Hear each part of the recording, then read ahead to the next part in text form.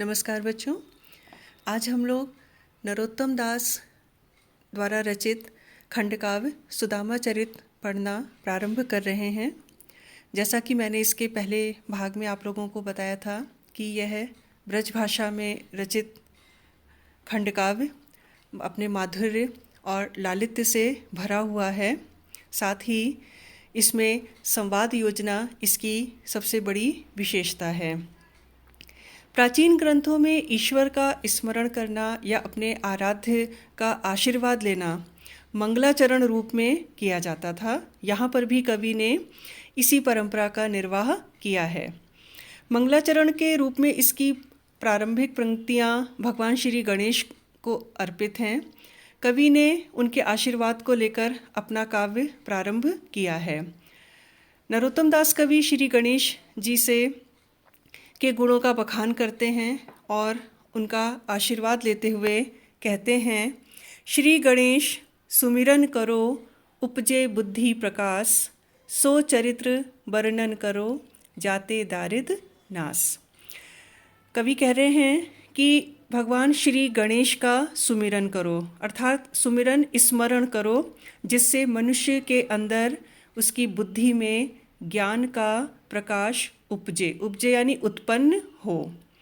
सो चरित्र वर्णन करो जाते दारिद नाश। कवि कहते हैं मैं उसी चरित्र का यहाँ पर वर्णन करने जा रहा हूँ इस कथा में जिससे दरिद्रता का नाश हो जाता है। कवि का ऐसा मानना है कि किसी भी काव्य ग्रंथ को प्रारंभ करने से पूर्व यदि हम भगवान गणेश का सुमिरन करते हैं, स्मरण करते हैं तो कार्य निर्विघ्न समाप्त होता है। और यहाँ पर कवि का उद्देश्य अपने काव्य को संपूर्ण करना है। इसीलिए वो गणेश जी का स्मरण करते हैं जिससे उनकी बुद्धि में ज्ञान का प्रकाश उत्पन्न हो। वो कहते हैं ज्यों गंगा जल पान ते पावत पद निर्वाण, कि जिस प्रकार गंगा जल का पान करने से, पीने से मनुष्य पावत पद निर्वाण यानी निर्वाण पद को प्राप्त करता था, मोक्ष को प्राप्त कर लेता है। गंगा जल का पान करने से पापी से पापी मनुष्य के भी पाप धुल जाते हैं, वो मुक्त हो जाता है इस जीवन मरण के बंधन से। उसी प्रकार त्यों सिंधुर मुख बात ते मूढ़ होत बुद्धिवान। कवि कहते हैं कि सिंधुर पर्यायवाची है हाथी का, उसी सिंधुर मुख, उसी प्रकार सिंधुर मुख किसका है? गणेश जी का। तो वो कहते हैं कि उसी प्रकार गणेश जी के मुख से निकली हुई बात ते ज्ञान से मूर्ख व्यक्ति भी बुद्धिमान हो जाता है। अर्थात जो व्यक्ति गणेश जी का स्मरण करता है, वात यानी उनकी वाणी पर उनके भजन, उनका कीर्तन, उनका नाम स्मरण करता है, उनमें ध्यान लगाता है तो उससे मूर्ख व्यक्ति भी बुद्धिमान हो जाता है। कवि कहते हैं कृष्ण मित्र कई जन्म को ताको वर्णन कीन, कि कृष्ण और सुदामा कई जन्मों से मित्र हैं। यहाँ पर मैंने इस खंडकाव्य में उन्हीं की कथा का वर्णन किया है। सुख संपत्ति माया मिले सो उपदेश जो दीन। और इस कथा में जो उपदेश दिया गया है उस उपदेश के माध्यम से हमें सुख, संपत्ति और माया सभी मिल जाते हैं। सुदामा और कृष्ण की ये कथा मनुष्य के अंदर आंतरिक गुणों की सुख की प्राप्ति करवाती है। कवि अपनी कथा को प्रारंभ करते हुए कहते हैं विप्र सुदामा बसत हो सदा आपने धाम, भीख मांगी भोजन करे हिये जपत हरि नाम। कवि कहते हैं कि विप्र अर्थात ब्राह्मण सुदामा बसत हो सदा आपने धाम, सदैव अपने घर में निवास करते थे। भीख मांगे भोजन करे, और भिक्षा मांगकर जो कुछ भी उन्हें उपलब्ध हो जाता था उसी का वो भोजन करते थे। हिये जपत हरि नाम, और हृदय से केवल हरि के नाम का स्मरण करते थे। सुदामा जी का बड़ा सरल और सहज सात्विक जीवन था। ताकि घरनी पतिव्रता गहे वेद की रीति।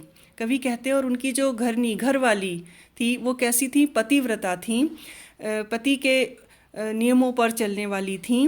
गहे वेद की रीति, और जो वैदिक रीति हैं, जो नियम हैं, अर्थात गृहस्थ जीवन के सभी नियमों का गहे ग्रहण करने वाली अर्थात उनका पालन करने वाली थीं।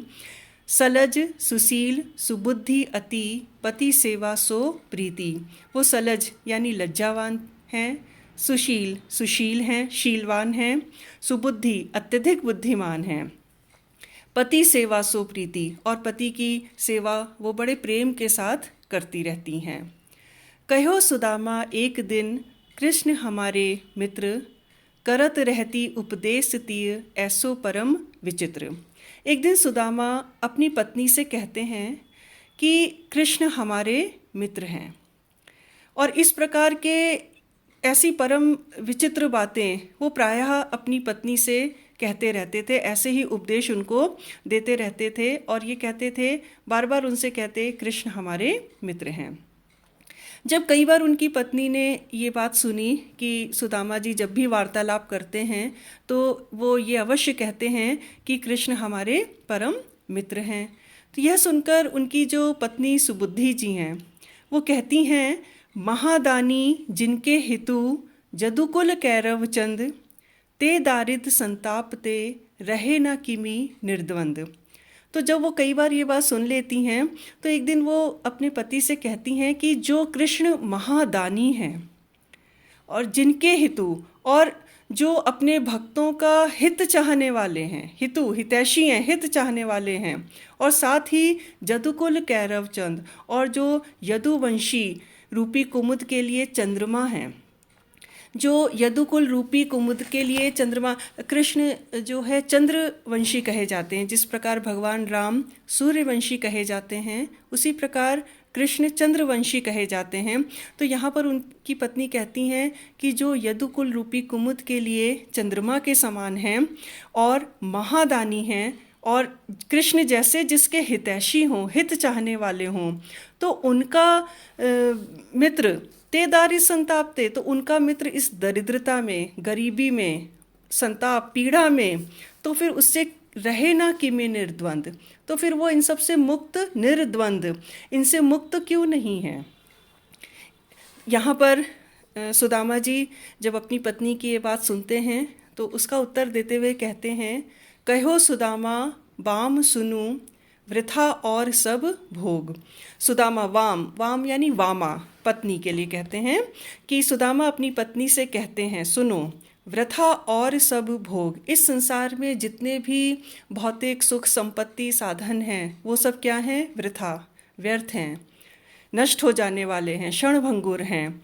सत्य भजन भगवान को, यदि इस संसार में कुछ भी सत्य है तो केवल भगवान का सच्चे हृदय से भजन करना, स्मरण करना, तथा धर्म सहित जप जोग, और धर्म के साथ मनुष्यता रूपी आचरण के साथ योग साधना करना, ईश्वर के ध्यान में लीन रहना, अच्छे कर्मों को करना ही इस संसार का सत्य है। इसके अतिरिक्त जो कुछ भी है वो मिथ्या है, व्यर्थ है और नष्ट हो जाने वाला है। बच्चों, आज इसके दूसरे भाग में हमने इन दोहों के अर्थ को समझा। कल इसके तीसरे भाग में हम कथा आगे जारी रखेंगे। धन्यवाद।